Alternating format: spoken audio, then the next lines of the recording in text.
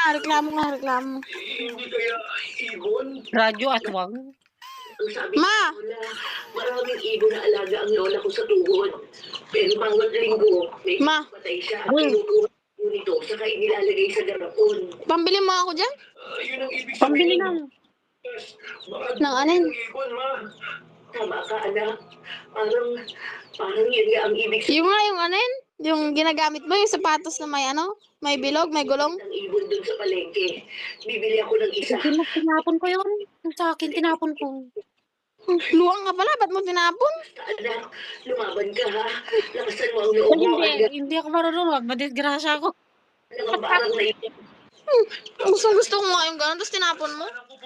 Gusto mapiling kay Jolene. Hindi basta-basta yun. Mapiling ka rin. Ang bigat-bigat nun. Ang good.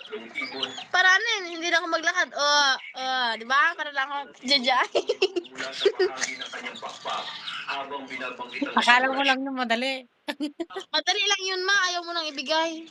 Tinapon ko, akala mo lang yun. Sabi na nga, hindi ko itatapon yun kung madali. Bakit bawal ipang-test?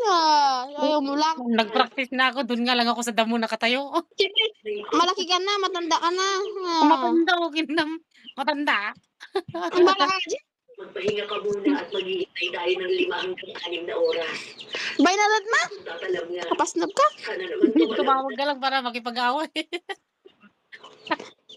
Lumat na ako. Nawawala na ang paningin ko.